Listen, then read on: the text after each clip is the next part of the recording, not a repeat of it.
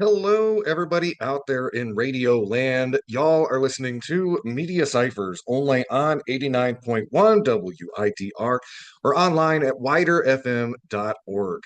I'm your host, Andy Argo. And again, if you've never heard the show before, this is a weekly news program where we come onto your radio dial and we'll tell y'all what is really going down here in Kalamazoo, the state of Michigan, the so-called United States, and the rest of the world from a working class perspective, and generally digging underneath the headlines and calling out mainstream media on its BS. Y'all are listening to Media Ciphers. As always, the following thoughts, views, and opinions are not necessarily those of 89.1 WIDR or Western Michigan University, no matter how dope or insightful they may turn out to be.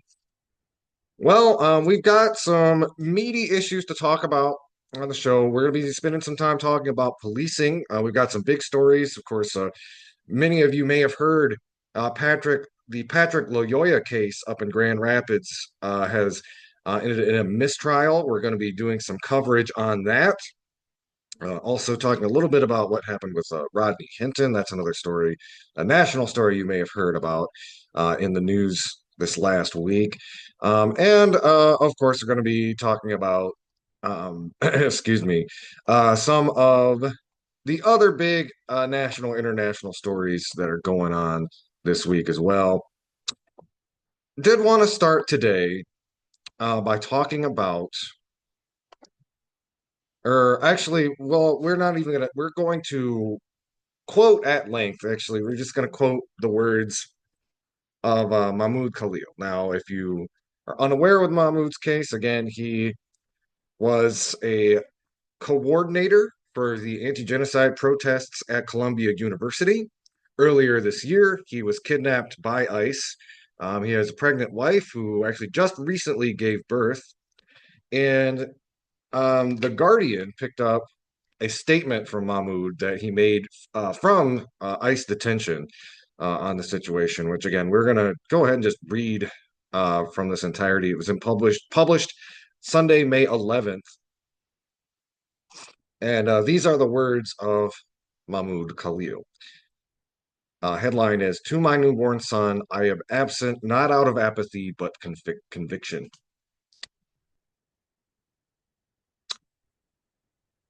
Yabadeen.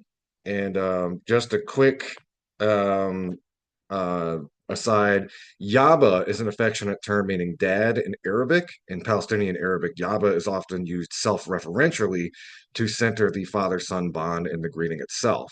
So when a father says Yaba, he's using a tender fatherly voice to address his child, somewhat like saying, "From your dad, Dean," or my son from your Yaba, otherwise known as dad. So will be, this is uses the word a lot, so I just want to give some clarification. "It has been 2 weeks since you were born, and these are my first words to you. In the early hours of April 21st, I waited on the other end of a phone as your mother labored to bring you into this world. I listened to her pain breaths and tried to speak comforting words into her ear over the crackling line. During your first moments, I buried my face in my arms and kept my voice low so that the 70 other men sleeping in this concrete room would not see my cloudy eyes or hear my voice catch. I feel suffocated by my rage and the cruelty of a system that deprived your mother and me of sharing this experience. Why do faceless politicians have the power to strip human beings of their divine moments? Since that morning, I've come to recognize the look in the eyes of every father in this detention center.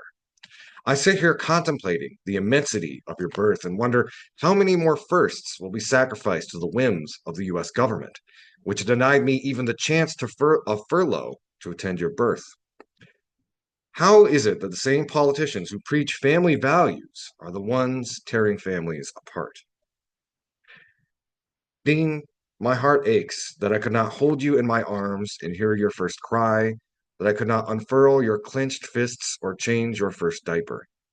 I am sorry that I was not there to hold your mother's hand or to recite the Adhan or call to prayer in your ear. But my absence is not unique. Like other Palestinian fathers, I was separated from you by racist regimes and distant prisons. In Palestine, this pain is part of daily life. Babies are born every day without their fathers, not because their fathers chose to leave, but because they are taken by war, by bombs, by prison cells, and by the cold machinery of occupation. The grief your mother and I feel is but one drop in a sea of sorrow that Palestinian families have drowned in for generations. Dean, it was not a gap in the law that made me a political prisoner in Louisiana. It was my firm belief that our people deserve to be free, that their lives are worth more than the televised massacre we are witnessing in Gaza, and that the displacement that began in 1948 and culminated in the current genocide must finally end.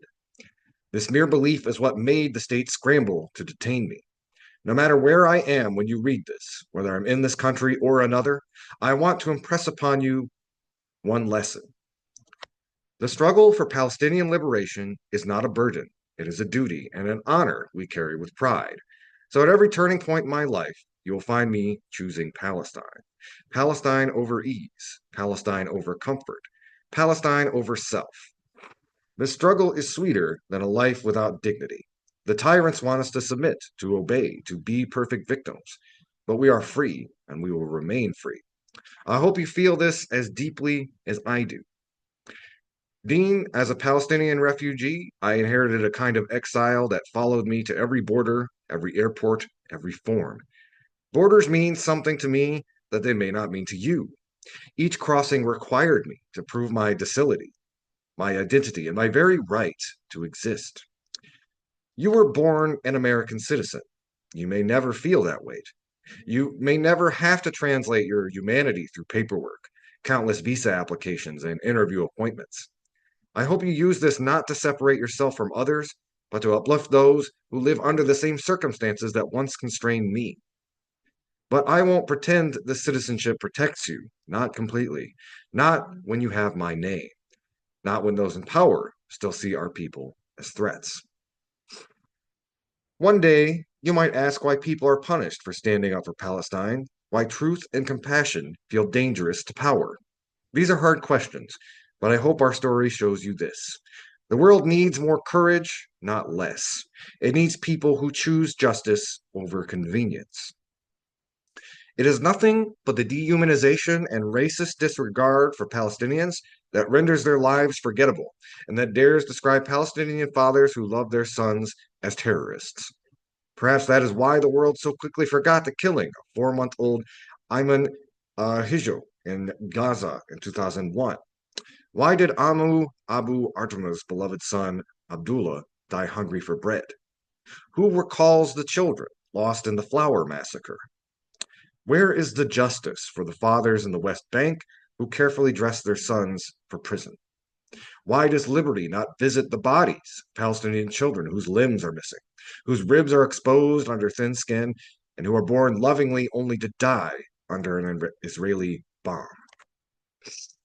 On this first Mother's Day for Noor, I dream of a world where all families are reunited to celebrate the incredible women in their lives. Many years ago, on one of our very first dates, I had asked your mother what she would change in the world if she could. Her simple response was, I just want people to be nicer to each other. Dean, you were born to a mother as gentle as she is fierce. I pray that you live in a world shaped by that kindness.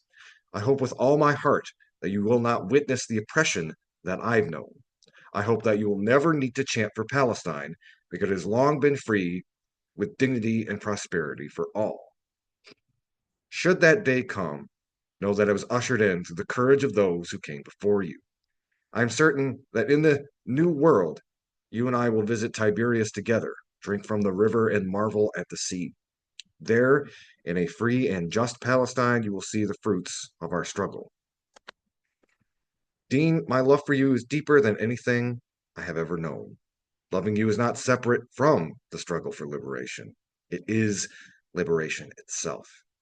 I fight for you, and for every Palestinian child whose life deserves safety, tenderness, and freedom. I hope one day you will stand tall knowing your father was not absent out of apathy, but out of conviction. And I will spend my life making up for the moments we lost, starting with this one, writing to you with all the love in my heart. That was Mahmoud Kahlil writing a letter to their newborn son from an ICE detention center in Louisiana.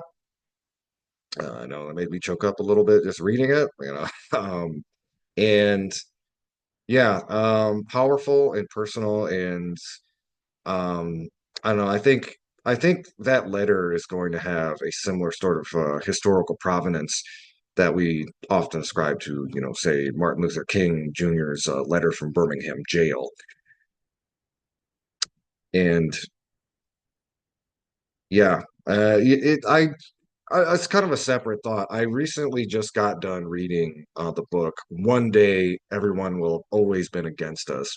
It's a really great book, and it's got some stunning prose, but the overall thesis of the book is it's again a very strong, sharp critique of Western liberalism, the way that it ignores crimes while they're happening, but somewhere out in the future will acknowledge the terror that happens while absolving the people who ignored it. And I hope this letter does survive into history as kind of a testament to the fact that there were those of us who saw what was going on and spoke up, even when it meant, cost us our freedom. Um, which again, hopefully Mahmoud will be out soon and he can see his son in person and his wife. But until then, we all need to keep struggling for Mahmoud's freedom and the freedom of Palestinians and the working class the world over. We're going to take a quick little break. Y'all are listening to Media Cyphers only on 89.1 WIDR or online at widerfm.org. You can also find us online at Media Cyphers on YouTube. We're on Facebook, and also the Media Cyphers Kalamazoo podcast. You can find that on most podcasting apps. Keep it down locked. This is Media Cyphers, your source for political revolution. Hello again, everybody out there in radio land. Y'all are listening to Media Cyphers only on 89.1 WIDR or online at widerfm.org. Sorry, my allergies are flaring up a little bit. Spring is spronging and, as it happens. But I wanted to read this next article. It's kind of a companion piece to what we just read, which was Mahmoud Khalil's letter to his son from an ICE detention center in Louisiana. We're going to shift back to where Mahmoud was organizing last year to Columbia University. And just to underscore, and something that was really moving, I went to see No Other Land at no, not No Other Land. The Encampment. Sorry, I went to see The Encampments at Celebration Cinema last week. And one of the things that the very end of the film, Mahmoud Kahlil was featured in the film a lot because he was kind of the lead organizer, or at least liaison between the protest movement and the university. And one of the things they point out is the fact that Mahmoud was arrested, and they underscore basically that it was a move intended to chill dissent. And what the movie points out at the very end in the tagline is like, instead of chilling the protest movement, it has kind of reignited it. And they are very correct about that. So I wanted to talk about this as an article from Left Voice about what's going on at Columbia University this week. NYPD and campus security attack pro-Palestine protesters inside Columbia University's library as students rally outside. On May 7th, around 100 protesters at Columbia University established the Basel Al-Araj Popular University on the second floor of the Butler Library. The protesters denounced Columbia's support of the genocide in Gaza, continuing the call for Columbia to divest from the State of Israel and for the university to boycott all complicit institutions, including the Tel Aviv Global Center. They also demanded that cops and ICE stay off campus, an end to Columbia's occupation of Harlem, return land to Harlemites, and open the gates. an amnesty for all students, staff, and faculty targeted by Columbia University's discipline. In choosing Butler Library as the site of the action, the students called attention to former university president Nicholas Murray Butler's support for Nazism and the university's history of propping up genocide. Shortly after, Columbia's public safety officers closed all exits and trapped protesters inside the library to contain the protest. They demanded that those present show their student IDs before the officers would let them leave, threatening to arrest everyone who refused to do so. Students across campus quickly mobilized to rally outside the library in support of the protesters. Inside, the campus cops started brutalizing students, dragging them across the floor, choking and beating them. They locked the doors to the library with handcuffs to prevent anyone from leaving or joining the protest. University President Claire Shipman called in the NYPD Strategic Response Group, the heavily armed riot cops that led the violent repression of student occupations at Columbia last year. NYPD unleashed brutal repression against the students. A Palestinian student was slammed to the ground, choked, and left with a severe head injury. 2 people left the premises in a stretcher, and multiple students were hospitalized. Police arrested at least 79 protesters. Police blocked the university's entrances with barricades. They chased and grabbed protesters who attempted to run. Several groups, including Columbia University Apartheid Day Best and Within Our Lifetime, called people to mobilize outside the university to support the protesters. Students locked arms and blocked the end of the 114th Street to prevent the NYPD bus from exiting with arrestees. As of today, all protesters have been released from police custody. This repression comes in the context of an all-out assault on Gaza, where Israel is using famine as a weapon. Israel has been preventing food and other aid from entering Gaza for more than 70 days. Their plan is to occupy the entire strip and displace all those living there. But this offensive is not limited to Gaza. In the north of the West Bank, Israel is displacing Palestinians and destroying camps, including the Nus Shams and Tulkarm camps. Against this backdrop, Columbia is covering for the Trump administration and using repression to prevent a resurgence of student protests as the genocide in Gaza escalates. Columbia has repeatedly collaborated with law enforcement and the Trump administration to arrest and repress pro-Palestine activists like Mahmoud Kahlil, who is still in ICE custody in Louisiana. In the context of an increased offensive toward immigrants, Marco Rubio was already promised to check the immigration status of the Butler Library protesters. In an ex post, the Secretary of State wrote, "Pro-Hamas thugs are not welcome in our great nation." Anyway, this is the largest mass arrest on Columbia's campus since the occupation of Hines Hall last year. It came just one day before campus security and the NYPD brutally attacked a student protest at Brooklyn College. This repression cannot stand unchallenged, nor any of the attempts to reprimand the students involved that may follow. The fight against repression and to defend free speech and the right to protest is essential to continue fighting for divestment and Palestinian liberation as the Trump administration continues U.S. aid to Israel and its genocide. It's time for the working class to use its strategic power to unite with students to fight, not only against Columbia's administration, but against the Trump regime that is preparing the way for continued attacks on our movements and on the working class. Uniting our struggles, the working class and students together can fight the attacks of the far right and its support for genocide. Down with the repression, cops and ICE off university campuses, release and reinstate all those targeted for protesting the genocide and free Palestine. That was written by Blanca Capatillo, was published in Left Voice, published on May 8th. NYPD and campus security attack pro-Palestine protesters inside Columbia University's library as students rally outside. I'm going to take just another quick little break. We will be back in just a moment. Y'all are listening to Media Cyphers only on 89.1 WITR or online at widerfm.org. You can find us online on Facebook, YouTube, and on Media Cyphers Kalamazoo podcast, which you can find on most podcasting apps. Keep your dial locked.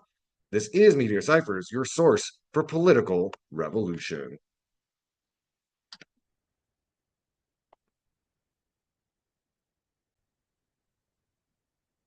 Hello again, everybody out there in radio land. Y'all are listening to Media Cyphers only on 89.1 WR or online at widerfm.org.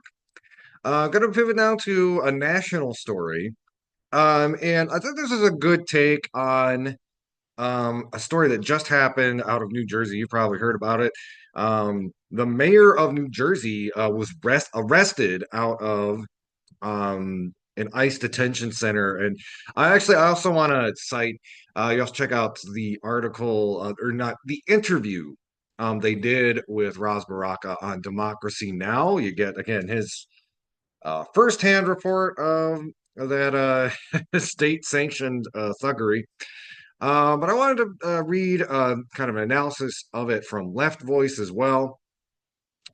Um, Headline is Why the Left Needs to Denounce Ras Baraka's Arrest. Because again, it's kind of this exasperates, like who cares? He's kind of like a liberal politician or whatever. And it's important to understand the implications of, again, the far right trying to clamp down not only on liberal politicians, but more overtly socialist organizers and movements. So article was published on May 12th, written by Samuel Carlin and Emma Lee.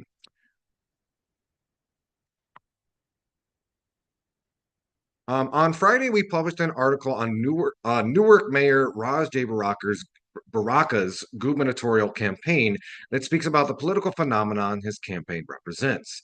As that article was being published, the Department of Homeland Security arrested Baraka outside of the Delaney Hall ICE detention facility in Newark, representing a clear escalation of attacks on democratic rights.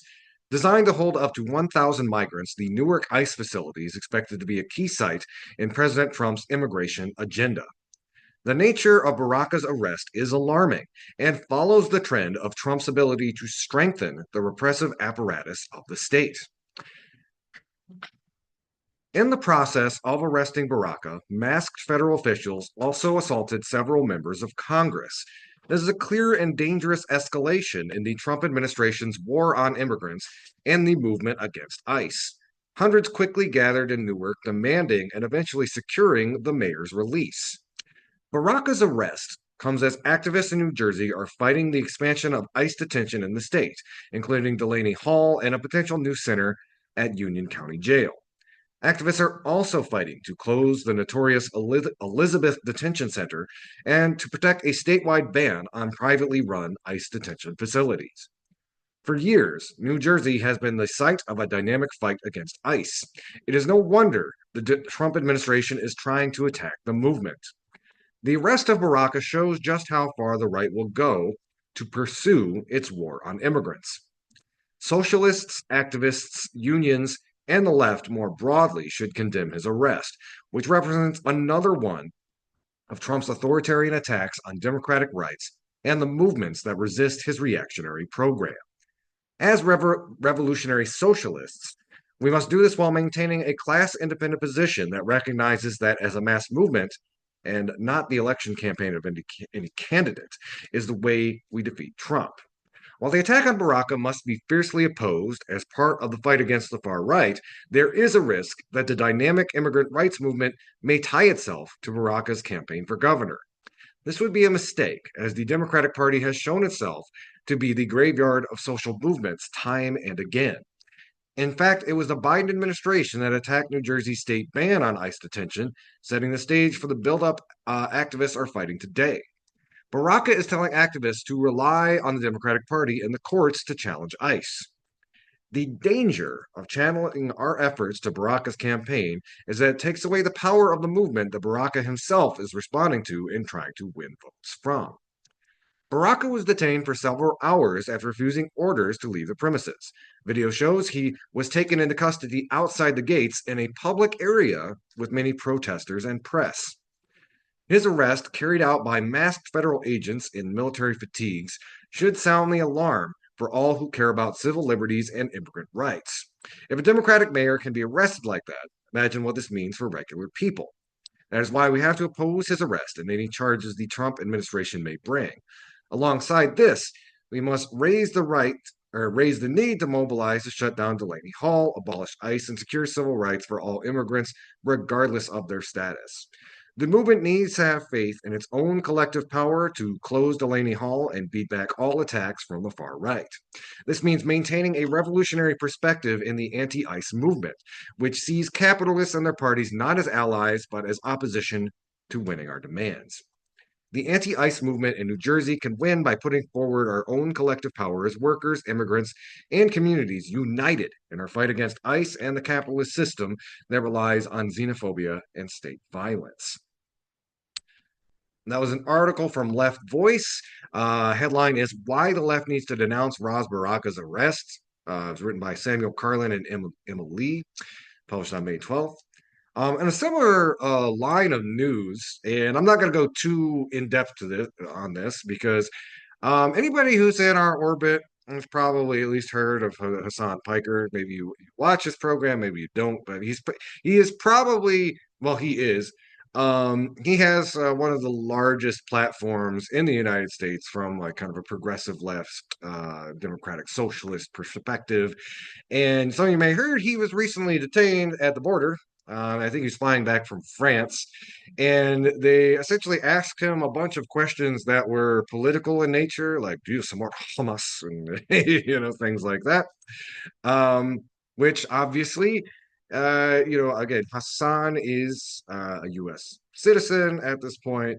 And as he mentioned in his comments, he didn't do anything illegal. Everything he has said is protected by the First Amendment. And so again, the idea that they're asking him these questions about like how do you feel about Hamas and the Houthis, and how do you feel about the Trump administration? One, like why are they asking these questions? If they know who he is, which it's very likely that they did, they can. I mean, they can watch his show. you know. And again, it's also on Hassan Piker's part. He's basically just kind of um, repeated the line. Like I am for peace. I talk about this stuff. I do not endorse either side, that kind of thing. He did mention if you ever find yourself in a situation like that, really the best thing to do is just keep your mouth shut. Am I being detained? I would like to contact my attorney, that kind of thing. Um, Hassan mentioned something about like answering some of their questions more out of like journalistic curiosity than anything else. But yeah, if you ever find yourself in that situation, and the best just pipe up. Don't answer questions. And we covered a story similar to this. We had an attorney from Dearborn who was being held up at the border, similar reasons, because he was defending anti-genocide protesters, and he was asked very similar questions.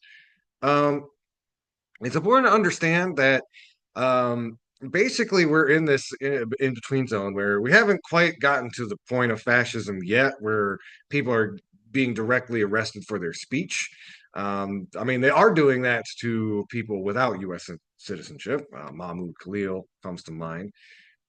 But yeah, we are closely approaching that Rubicon, as it were, where that could be possible. Be aware. Keep a close eye on the news. The temperature is changing just about every day. But for now, if you're doing any international travel, the best, my best advice to you, if you do end up getting detained or held up by the Border Patrol, and they want to ask you a bunch of political questions, the best advice I can give you is, don't talk. Don't talk. I want an attorney. Am I being detained? Practice those questions in your head. And I would also recommend, some people have suggested basically getting a burner phone, because they have been, in the case of the attorney, they were trying to confiscate his phone, which had a bunch of very sensitive contact information for his clients on there. So, maybe get a second phone, travel with it. Don't keep any sensitive information on it. Um, so if they do ask for your phone, um, which again, as a parent, legally they are allowed to do, apparently. I'm sorry. I didn't know that till I read the article about the attorney. I'm still kind of irritated about it. But if they do ask for your phone, you can just give them something that is basically more or less a blank slate. Maybe it has some vacation photos on it. Who knows? Um, But yeah, just be mindful of that. They are, I mean, it's happening. I will do want people also to understand though do have some wins. You may have heard, you may not have heard. Rumesa Ozturk was released from ICE detention by a judge recently. She was the one who got by ICE for writing an anti-genocide op-ed in her student newspaper. But she's going to be going home now, and the judge, for their part, basically, tore their conviction to pieces. Like there's a First Amendment. To sum up everything the judge said, it's like she's protected by the First Amendment. This is a waste of everyone's time. And hit the gavel or whatever. So Ramesa is home. She's going home. Good on them. She still has to, I think, go to court for this, that, or the other. But um, at the very least, they are not necessarily capable of dragging people into the good night. It's really backfiring on them by, picking up people with a following and with good media skills because as they said at the end of the encampments, it backfires because, yes, while they're trying to spook people like, ooh, look how repressive we can be, that really just garners a stronger reaction from people organizing on the ground. And that's also how we should respond. We should respond accordingly. The more they try to clamp us down, the more we should, resist. Whether that means organizing protests where you are, or just being really obstinate if they try to question you at the border. So, we'll link to those articles in the show notes. Keep a dialogue. This is Media Ciphers only on 89.1 WIDR or online at widerfm.org. You can also find us online at the Media Ciphers Kalamazoo podcast or on Facebook or YouTube. Keep it dialogue. This is Media Ciphers, your source for political revolution. Hello, everybody. Again, welcome back. Y'all are listening to Media Ciphers only on 89.1 WIDR or online at widerfm.org. I'm your host, Andy Argo. Let's get back into some news. Again, they've got a lot of stuff to talk about. And we're going to be talking a little bit later on about the anniversary of the move bombing in Philadelphia. It's 40 years to the day since that happened. And I think that honestly, it's very kind of relevant in the historical moment we currently find ourselves in. We're also going to talk a little bit about the mistrial situation with Patrick Lyoya. One thing I did want to talk about before that, we've got an international story, and you know what? There are too many good jokes already about Chicago popes, the new popes from Chicago and stuff. Um, Also, hey, you went to school here in you went to school in Allegan, which is just like about a 30-minute drive to the north of us. So, yeah, it's interesting. We have a Chicago / Michigan based pope, a Midwestern pope. Um, and it's pretty interesting. There's been a lot of conversations around kind of the politics of selecting an American pope. And there's a really good perspective article from the World Socialist website. I'm going to read some excerpts from that. Again, he's been getting some praise for being more progressive in some areas, of course, being more conservative about LGBTQ issues and uh, some some concerns about his track record on the sex abuse scandals in the Catholic Church. But I thought this was a really good breakdown from a very critical perspective about like the politics around Leo's selection. So this article was written by Andrea Lobo. It's published, I believe it was yesterday. The politics behind the selection of the American Peruvian Pope. The selection of Cardinal Robert Prevost as Pope Leo the 14th is a calculated political decision by the Catholic Church, not a theological one. He has been chosen as the figure deemed most capable of giving capitalism a facelift amid an unprecedented global crisis. As Trump's second term is defined by threats of neo-colonial conquest and global war abroad and mass deportations and fascist reaction at home, the Catholic Church is positioning itself as a moral counterweight to the naked oligarchic rule now dominating the center of global capitalism. With 1.4 billion adherents worldwide, nearly half concentrated in the Americas and 20% in rapidly growing African nations, the Catholic Church remains a critical bulwark of the capitalist status quo, playing a central role in containing class struggle and suppressing working class radicalization in much of the world. Despite the deep divisions within the church, Prevost reportedly won broad support from cardinals across Latin America, the US, Europe, Asia, and Africa. His multilingual fluency, Spanish, Italian, French, Portuguese, and English, along with dual US Peruvian citizenship and leadership roles in both countries, were seen as ideal qualities to aid the church's efforts to intervene in global politics by channeling popular grievances in both advanced and oppressed countries. Trump's social media praise for Prevost, a great honor for our country, masks underlying tensions. Prevost has publicly criticized Trump's mass deportations, climate change denial, and Vice President J.D. Vance's perversion of medieval Catholic doctrine to justify the persecution of immigrants. He previously denounced Trump's bad hombres rhetoric as racist. Prevost's defense of immigrant rights, which resonates with most workers internationally, risks upstaging Washington's would-be Führer. Bleh. Prevost's election also reflects the church's concern over rising nationalist divisions and conflicts within the U.S.-led imperialist bloc. As theologian Miguel Perez told the Huffington Post, he has always talked about bridges and dialogue, about overcoming confrontations, in a context in which multilateralism is damaged, especially by leaders like Trump. Among the leaders of European powers who would have been consulted in the process of selecting Prevost, there's no doubt a hope that the Pope will be an ally in its conflict with the Trump administration. Expressing the generally favorable view of the new Pope prevailing within sections of the American ruling class, CNN Vatican analyst Elise Ellen described him as a calm and balanced centrist who is even-handed and an exceptional leader.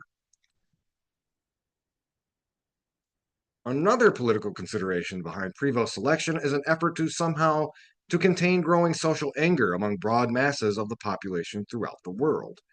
In his inaugural prayer, speaking in Spanish and Italian, Prevost warned of a Third World War in pieces, citing Ukraine and India-Pakistan tensions, and called for a ceasefire in Gaza and authentic peace. He directly addressed AI-driven inequality and climate disasters in an appeal to workers and the poor facing job losses from automation and ecological collapse. Now, all of these are, good things, and I don't want to disparage necessarily the fact that the Pope on these issues is more progressive. It could have been worse, is again a refrain, and it's again interesting that they choose an American Pope with this kind of pedigree at this time. It's kind of almost as a rebuke of the kind of Trump's representation of a belligerent empire. I do appreciate though this article, and I'm going to read a little bit of the kind of more pointed critique, kind of the role that a progressive pope like this plays. When again, the Vatican is not, they haven't like denounced capitalism. They're certainly not being run by liberation theologists by any stretch of the imagination. Is to, again, it's sort of a pressure release valve. It is to agree with kind of the moral center of the world to a point, but not where necessary interventions, systemic interventions may need to be made. So I'm going to read a little bit further here. Prevost's chosen name invokes legacy of Pope Leo the 13th. The latter's 1891 encyclical Rerum Novarum sought to counter the influence of Marxism during industrialization at the turn of the last century. The document endorsed unions and fair wages while condemning socialism and revolution, declaring capital cannot do without labor, nor labor without capital. I don't know. I have to fact check that one. Mutual agreement results in the beauty of good order, while perpetual conflict necessarily produces confusion and savage barbarity. Oh no. By framing class conflict as a moral issue resolvable through church-mediated dialogue, the Rerum Novarum sought to divert workers from the class struggle and Marxism, which identifies scientifically the intrinsic contradictions of world capitalism that lead to extreme inequality and other social ills. Accumulation of wealth at one pole is therefore at the same time accumulation of misery, agony of toil, slavery, ignorance, brutality, mental degradation at the opposite pole. Marx explained in his seminal book, Capital. Prevost's papacy is a conscious revival of his namesake strategy. He has praised Rerum Novarum's commitment to social justice while upholding the sanctity of private property, a stance engraved in the explicit rejection of socialism by the Catechism, or the official doctrine of the Church. While posturing as a reformer, Prevost has selected to better maintain and nurture the Church's alliance with capital and to protect its own major landowning and financial interests. Consequently, so-called progressive elements, such as Prevost, are always reduced to empty platitudes and impotent moral appeals to an insatiable capitalist class, such as his long-winded calls for AI ethics to focus on human dignity and for inclusion and listening to youth and marginalized groups. Going down a bit, despite his extensive curriculum, which includes criticizing the injustices under the late Peruvian dictator Alberto Fujimori, Prevost's image as a progressive quickly came under fire after reports emerged that he refused to address clerical sexual abuse cover-ups in Peru and Chicago. Most recently, in Peru in 2022, 3 women reported to Prevost that 2 priests from his diocese had sexually abused them as minors in 2004.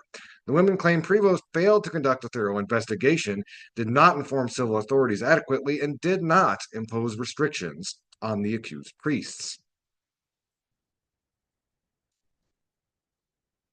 AI-driven job losses, climate disasters, genocide, and imperialist war are inherent to a system prioritizing profit over human need.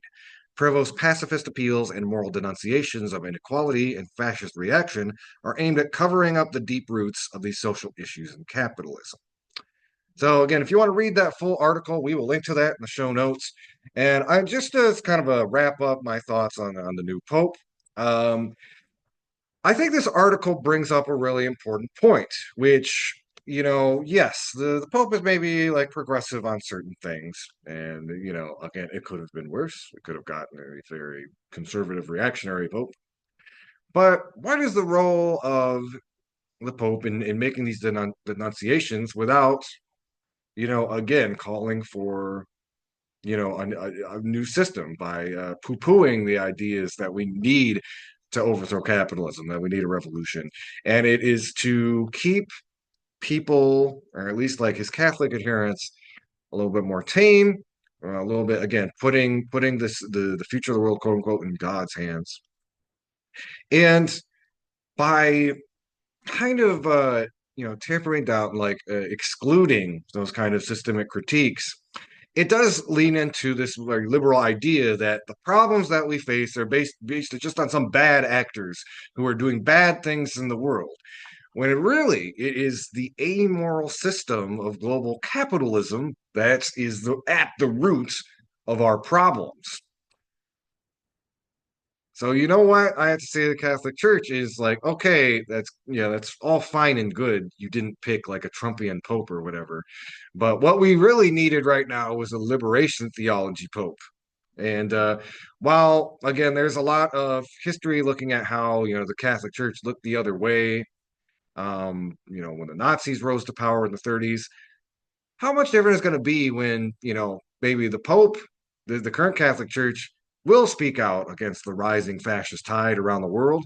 But, here's the thing, thoughts and prayers are not going to undo or, stem the tide of this rising fascism. So, yeah, those are kind of my thoughts. It's, again, it is good that the Catholic Church has chosen a pope who is adversarial to the rise of fascism, but again, it's the moment is very late. The opponents are basically driving us towards apocalypse in any number of ways, and what we really would have needed is maybe somebody, Pope with a liberation theology background, said it's up to us to stand up and fight against that capitalist death drive. All right, with that, we're going to take a quick break. Y'all are listening to Media Cyphers only on 89.1 WITR or online at widerfm.org. You can also find us online at our Media Cyphers Kalamazoo podcast. You can find that on most podcasting apps. And you can also find us on Facebook and YouTube. Keep your dial locked. This is Media Cyphers, your source for political revolution. Hello, everybody out there in Radio Land. Y'all are listening to Media Cyphers only on 89.1 WIDR or online at Wider FM. That's WIDR Kalamazoo. I'm going to be talking, these next couple stories are about policing and police violence. And we're going to start with the mistrial of um, GRPD cop Chris Schur over the murder of Patrick Lyoya. This is, of course, really big news. It's happened just during our friends, neighbors in the north. And I'm going to source from an article from a wonderful institution in Grand Rapids, the Grand Rapids Institute for Information Democracy. Jeff Smith is writing a three-part series responding to the mistrial of Patrick Lyoya. I'm going to read some excerpts from the first two parts, discuss a little bit. And I'm going to go ahead and read a little bit from the first one where it's basically the three-part series. In the first article, he's kind of responding to and analyzing the response from the city. Second, he's responding, or he's talking about community responses from community organizations, and then the third part of the article is focused on kind of abolitionist perspectives. But I wanted to highlight a couple of their, uh, a couple of their points here that I think really underscore kind of the aftermath of this mistrial. Um, and he responds, and I'm not going to read the full statement from again, we'll link to the article and can read what he's citing directly. But his response to the Fraternal Order of Police, State Lodge of Michigan, released a statement on May 8th. Uh, where they said today's outcome in the trial of Grand Rapids Police Officer Christopher Schur, a hung jury, highlights the deep complexities surrounding this case and the difficult position law enforcement officers face when forced to make split-second decisions in high-stress situations. Keep in mind some of the things that have been going around the Patrick Lyoya case. You had, I can't remember which representative it was, but basically, you had kind of pro-police counter demonstrators trying to talk about pushing this bill in the Michigan House for that would basically um, allow for immunity for officers who end up doing some of the types of things that Officer Chris Schur did. I will bring up once again, and if you're a longtime listener on the program, I'm kind of broken record about this. But my thoughts on the actual circumstances of what happened in the Patrick Lyoya murder can be summed up as follows. I have experience working in mental health. I have been in situations where essentially you are trained on how to resolve a violent situation non-violently, how to disarm someone, how to again verbally de-escalate, and those are expectations of the job.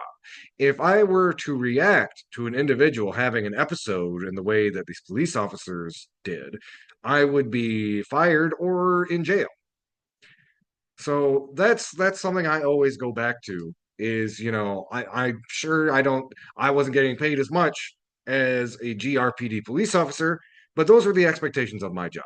Why police officers think they should have special or extra um, expectations beyond that is a very interesting question. Where again, it really toes the line of like, whose lives do they think are more valuable? What do they think the nature of their job is? And many times it's again this very adversarial conception of their job. Again, a lot of the bigger cities, particularly, you have primarily white officers policing primarily minority neighborhoods. And even minority police officers are kind of inculcated in the culture of us versus them. Rather than being taught that you are a public servant, you are basically taught to protect your neck and those of your fellow officers first and foremost.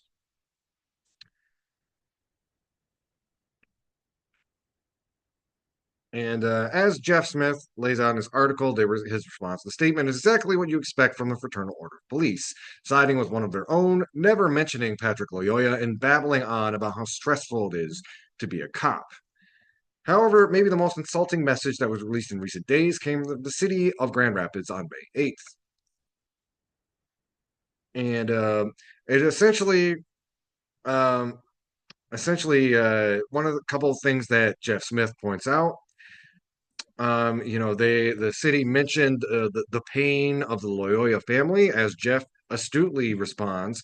If the city wants to talk about the pain for the Loyola family, then why have they fought the family civil lawsuit for the killing of their son? They also talk about the professionalism of the GRPD during this challenging time. And as Jeff Smith points out, since the Sure trial began on April 28th, GRPD arrested a local BIPOC activist Black, Indigenous, People of Color activist that had been speaking out against Patrick Lyoya's death at the hands of the GRPD. Threats, intimidation, and civil infractions against Movimiento Cosecha and GR Rapid Response to ICE, the arrest of another Black activist while the jury deliberated, and another arrest and police violence directed at someone in a wheelchair during the May 8th rally march demanding a retrial in the murder of Patrick Lyoya.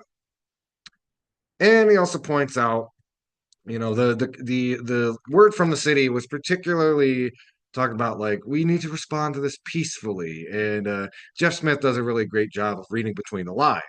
When the city of Grand Rapids tells the community to be peaceful and respectful, they really mean that the public should be compliant and obedient. Also, the Wisdom Center that the city of Grand Rapids is plugging here at the end provides biblically based principles in their counseling.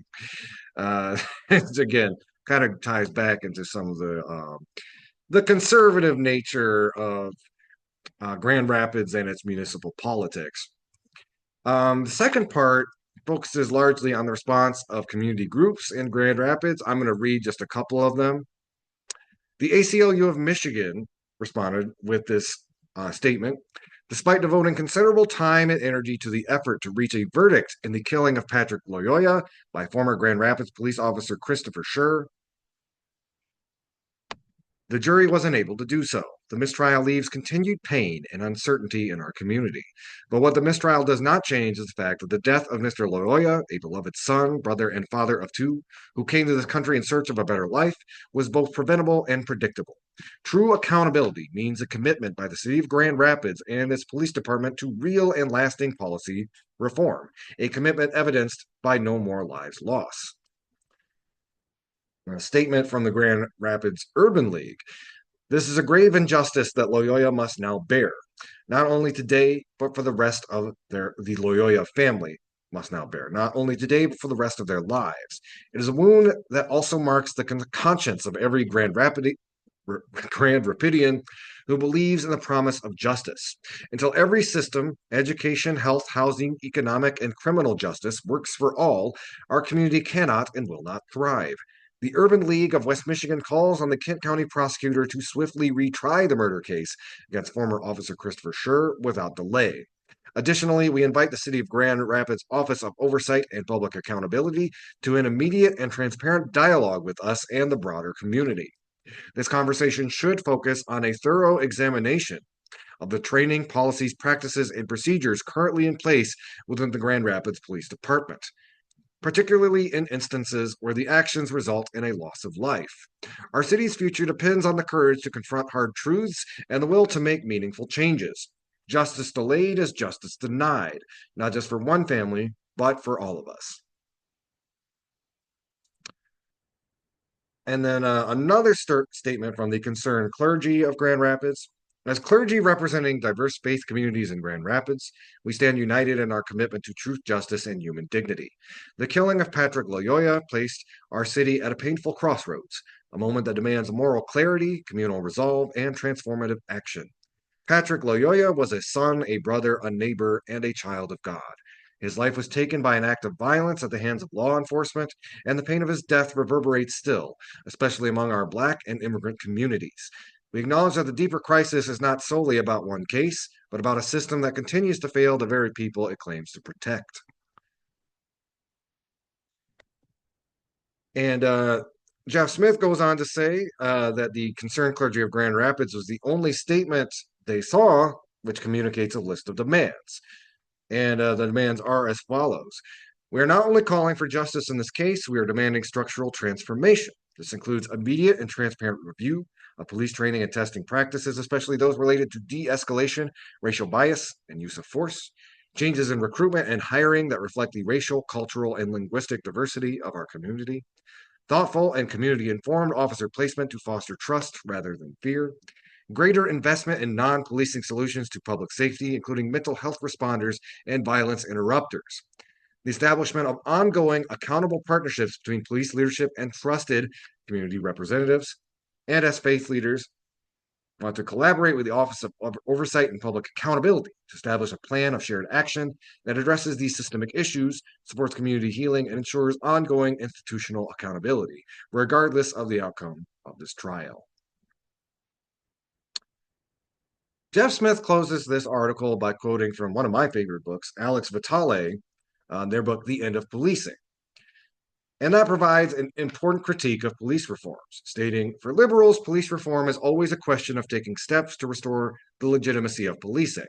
They want the police to be better trained, more accountable, and less brutal and racist. Laudable goals, but they leave intact the basic institutional functions of the police, which have never really been about public safety and crime control. The reality is that police exist primarily as a system for managing and even producing inequality by suppressing social movements and highly managing the behaviors of poor and non white people, those on the losing end of economic and political arrangements. We will link to Jeff Smith's series in our show notes. Responses to the mistrial of ex-cop Schur and the death of Patrick Lyoya. I also did want to talk a little bit about Rodney Hinton Jr. You may have heard about this case out of Cincinnati. Um, Essentially, what happened is his 18-year-old son was shot to death by police. And basically, the context of the situation, Rodney's son, Ryan, they'd stolen a car. Police came, they ran. And as a pause, and officer started shouting, "He's got a gun." Ryan was shot dead behind a pair of dumpsters. Again, this is while Ryan was running away, which is to say, even if he did have a firearm, which is, it is legal for Americans to have a firearm, um, he's running away. He is not engaging with you. He is not trying to kill you. Um, However, as many of us know, police will often shout, he's got a gun, they've got a gun," as a way to justify whatever happens next. This is literally how a lot of American police are trained. And what happened is you had Rodney Hinton watches this video of his son being shot to death, running from the police and being shot down. And after he ended up running over a police deputy.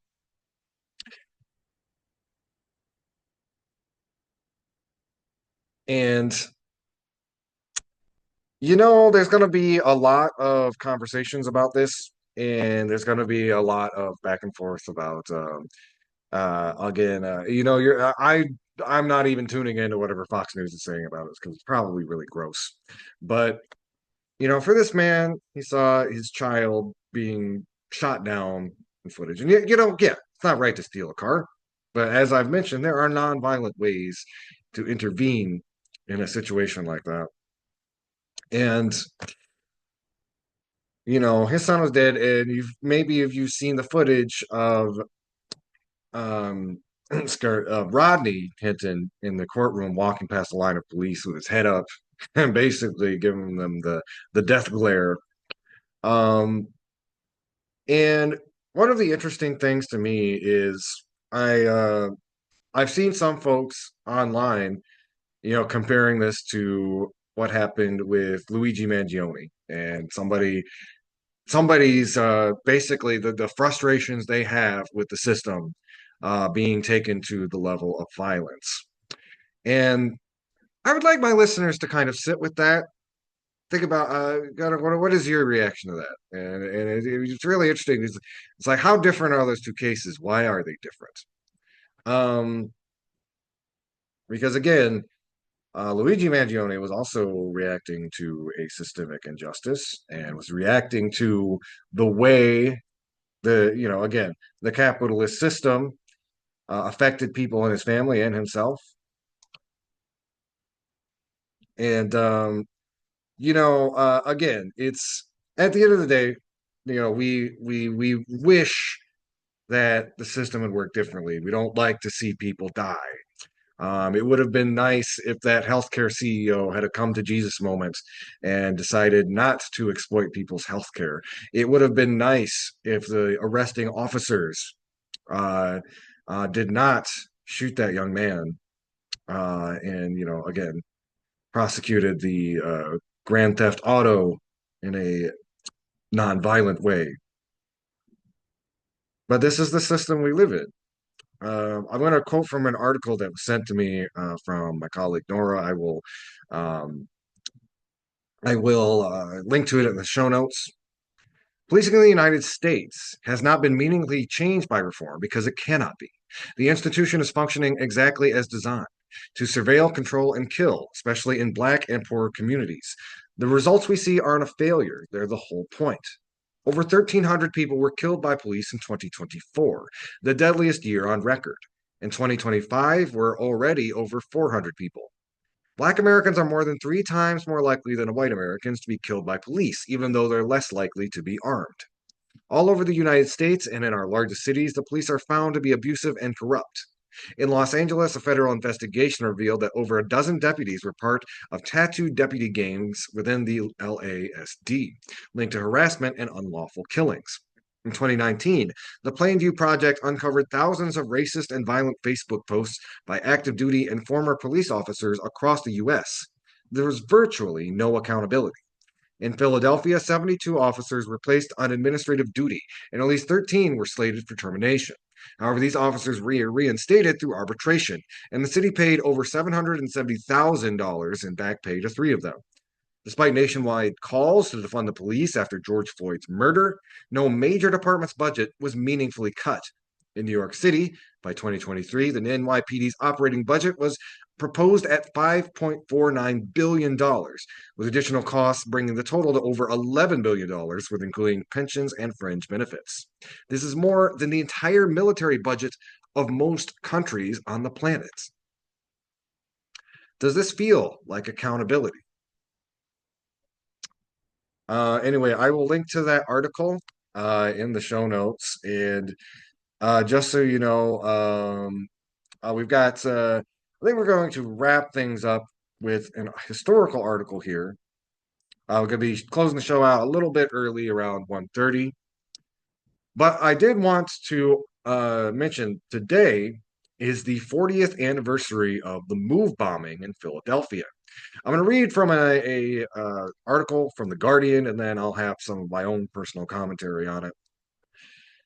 Timestamp on our minds. Philadelphia marks 1985 move bombing that killed 11. Police bombing targeting Black Liberation Group ignited fire that killed 11, including 5 children, and burned 61 houses. Philadelphia is holding an official Day of Remembrance on Tuesday, marking the moment 40 years earlier when the city's police department dropped a bomb on the headquarters of a Black liberation organization, sparking an inferno that killed 11 people, including 5 children. The police bombing of the home of the MOVE organization on May 13th, 1985, was one of the worst atrocities carried out during the era of the 1970s and 80s Black liberation struggle.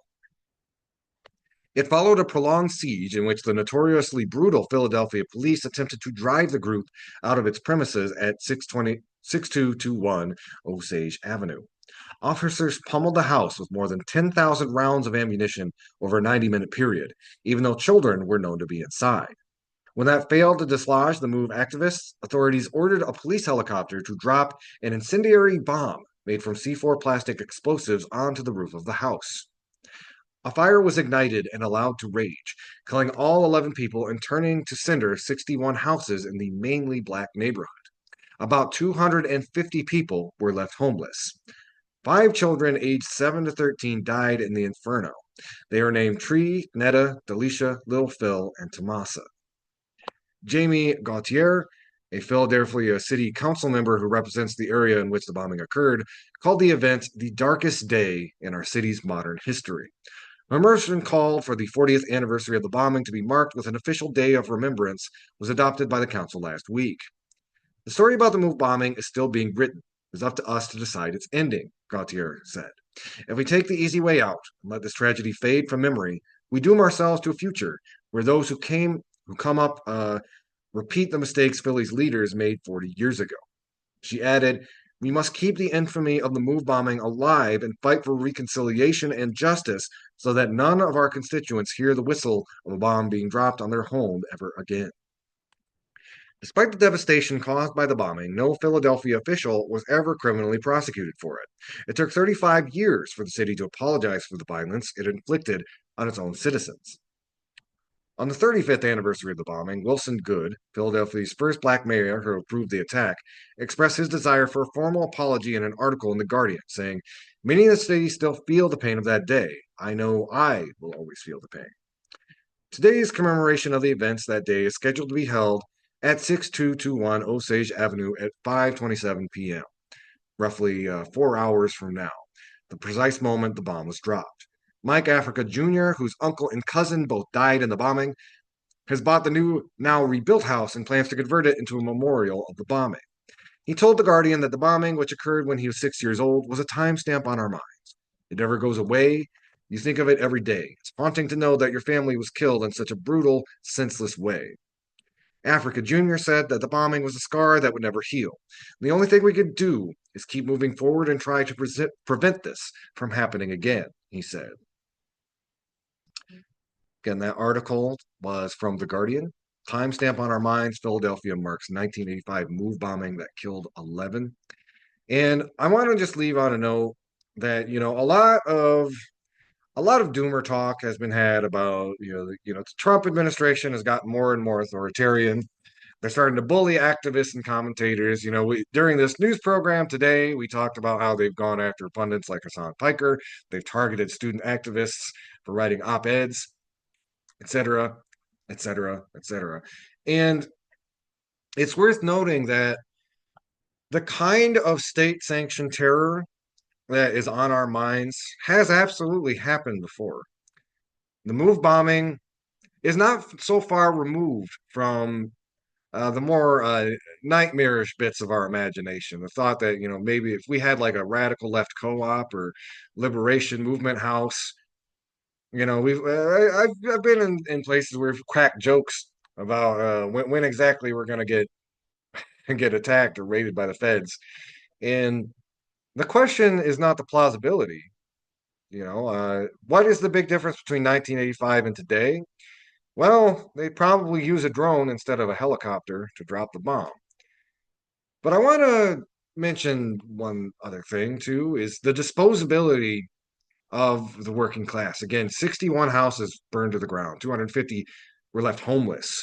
Also, the government or the city government could quash a movement happening in one of their working class neighborhoods. Everything else was collateral. And for those listening, it's very important that those who are most outspoken in our communities about the injustices that surround us, the community needs to have their back, because this kind of history, well, we're perilously close to something like this particular history repeating itself, and we need to watch out for each other. And we should also remember, in the glass half full, that movements do survive this type of abhorrent state violence. It did not kill the movement for Black liberation. It took steps back, took steps forward. It had periods of again, much of the left through the 80s of stagnancy, only to rise again in the late 90s and through the 21st century to a point now where the American left is really reasserting itself. Our ancestors and the people before us had to deal with this level of violence. We should be mentally prepared for that level of violence ourselves, but we should also remember that's not the end of the story. That is the point where we need to struggle the most and stand up most firmly. Y'all have been listening to Media Cyphers only on 89.1 WIDR or online at widerfm.org. You can also find us online at the Media Cyphers Kalamazoo podcast, as well as on Facebook and YouTube. We're going to probably play some material from the archives for the next half hour, but for our live program, thank y'all for listening. And until next time, keep on fighting for that revolution solution.